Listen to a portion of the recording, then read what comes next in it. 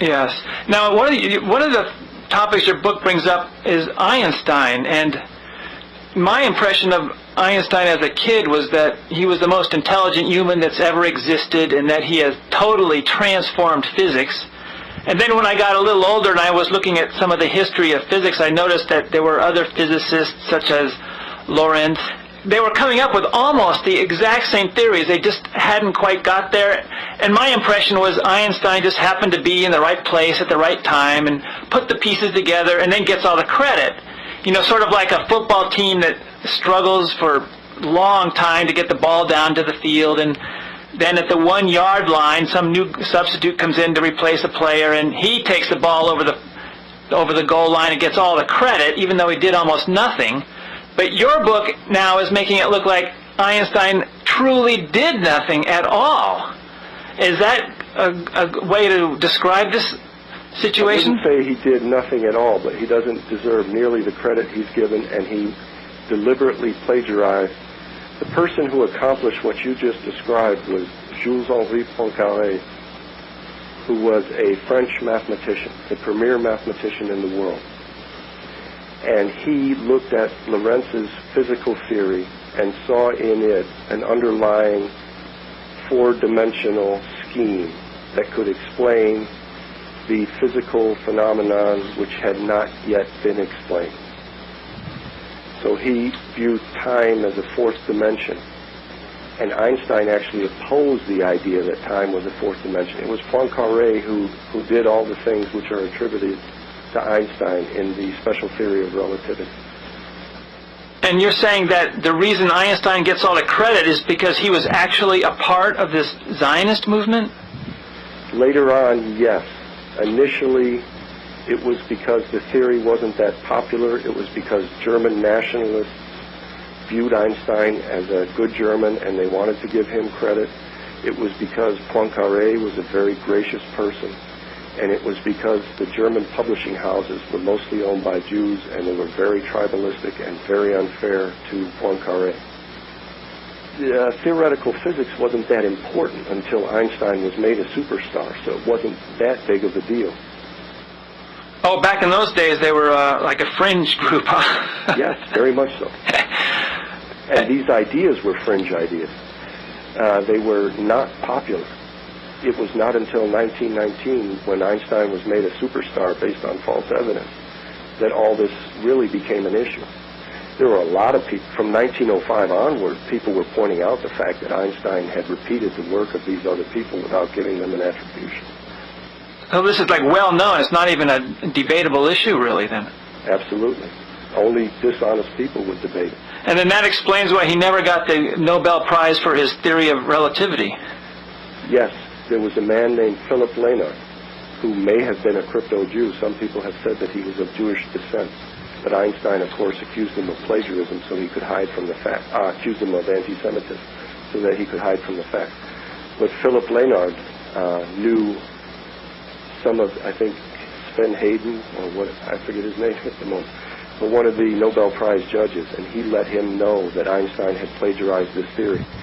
But there were other issues with the Nobel Prize. It was not meant to be awarded for theories. It was meant to be awarded for scientific discovery so that it could promote the advancement of technological progress.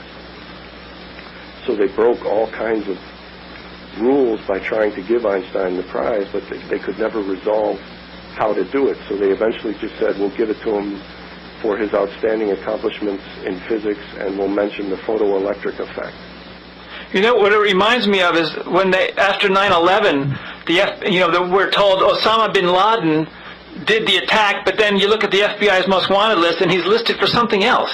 And so here we have Einstein, supposedly the most brilliant man, creates this theory, but that's not what he's given an award for. And he also broke the rules. He was to give a speech, and the rules held that I think the speech had to be given in Göteborg or in Stockholm, and he gave it in Göteborg, one way or the other. And it had to be on that which he was awarded the prize for, but instead he gave it on the theory of relativity. So the public received the false impression that he was being given the Nobel Prize for the theory of relativity, when he absolutely and specifically was not being given it for the special theory of relativity, or or the theory of relativity generally. And now in your book, you're also saying that this is partly a promotion by the Zionists to... Absolutely. It was admitted by Einstein and his friends that they were going to call him the Jewish Newton, and that he would be a spokesman for Zionism and spread Zionist propaganda. He has admitted this in writing, you mean? Yes. Not only he, but many of the people around him. Justice Brandeis even said that it's a good thing that this Jew is going to come and show the rest of the world that the Jews are doing all the important things in the world. So it was to boost the image of Jews worldwide. Absolutely.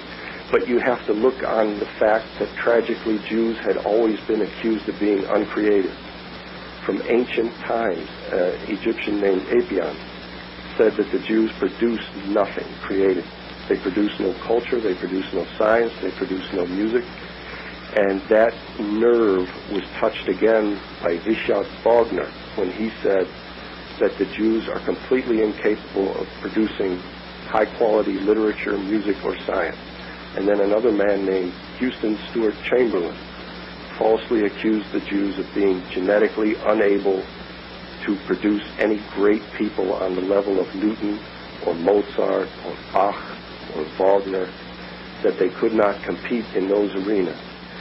And the Jews wanted to break that mythology, and they went overboard and pushed the idea that Karl Marx, Sigmund Freud, and Albert Einstein were the greatest minds that humanity had ever produced, that they could put an end to that mythology that the Jews were incapable of producing great people.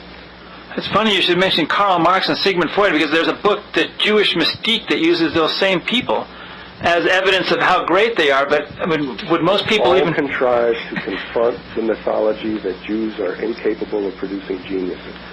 There was a guy, I think his name was Gobineau, and he created that mythology that all great people in history had been Aryan, and that the Jews were incapable of creating great people and would have to, through theft and plagiarism, copy others. They were good copycats, but they produced no original great.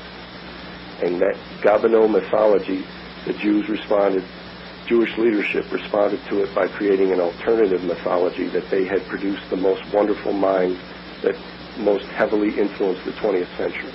But the thing that influenced the greatest influence on the 20th century was Jewish control over the mass media and politics. And both of those were results of the Rothschild fortunes, which they obtained by perpetual war and by central banking.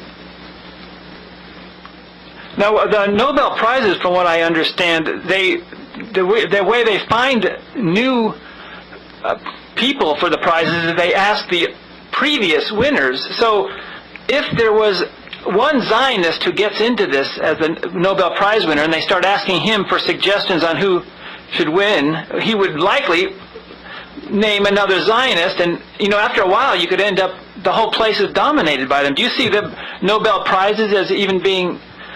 In some instances they've been justified, but I think there has been unfair Jewish bias. I think there's been an unfair German bias, and I think there's been an unfair Northern European bias. It isn't only the Jews who have this elitism and prejudice. Northern Europeans have the same problem. Well, if they're asking who to recommend, they're likely recommending people... It's not only that, but Einstein is a classic example of Jewish tribalism, where when professorships come up, he would recommend his Jewish friends who supported his theory. And when Jewish reporters wanted to write stories about the conflicts that he entered into, they would not go to the people who were opposed to him. They would go to his Jewish friends who would lie about what was going on, deliberately lie and distort the news. And then these Jewish reporters would feel confident about lying to the public about what was going on. And it was specifically Jewish-run, Jewish-edited, Jewish-reported newspapers that defamed all of Einstein's critics as if they were anti-Semites. And many of these people were Nobel Prize-winning physicists. Philip Lenard had won the Nobel Prize in physics, and he was Einstein's chief critic. And he's the one who prevented Einstein from getting the Nobel Prize for the theory of relativity. And the one who pushed for the idea that it should be the photoelectric effect was Osseus. And he had to fabricate it as an excuse. It was a rather minor thing, and Robert Millikan was already scheduled to win the prize for it. And they had to delay his prize, and they gave him the prize for the exact same thing the next year, and he kept his mouth shut about it, even though he said Einstein's theory was untenable. Do you have any last suggestions for people who are going to read this book, how it might apply to them now, and what... I don't want to give them the false impression that it's all about physics and that it's untouchable and not understandable. I'd like to let them know that the majority of the book, especially the initial chapters, are about Jewish racism, about Zionism, about Judaism. They rely only on the facts and not on my opinions, and that everything in the book is verifiable, and I suggest that people, if they are incredulous, investigate it, try to verify it, and they'll see that what I'm saying is true, and then they ought to listen to my critics and get their feedback and then arrive at their own conclusions. But I think they'll find in my book a great deal of evidence that they won't find elsewhere, and some very rare documentation, which is reproduced in my book, that they would never become aware of otherwise. And I hope it's helpful to people. And when people are told that when they say these things but they offer up no proof, I hope that they can look to my book to find some of that proof to back up what they're claiming. And these old newspaper articles, where did you find them? Are they still available somewhere in maybe museums or libraries? Fortunately, a lot of them are being digitized and are searchable, but you have to know what to look for. And newspaper articles often reference other newspaper articles, and in books, many people who have been criticized or smeared complain about certain newspapers or certain articles which smeared them. And it's a process of going through all that to get at the material and then to sort through it and to see what's valuable and what's not, and to see what's been misrepresented and what's been accurately represented. But basically all the ones you've found, they're still available. They're actually, it's not like they've been lost and you've got...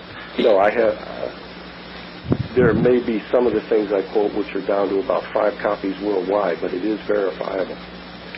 I'm not producing any unique things which can't be verified. A lot of this stuff is on microfilm, and a lot of it is in digitized archives, and a lot of it is still available as hard copies.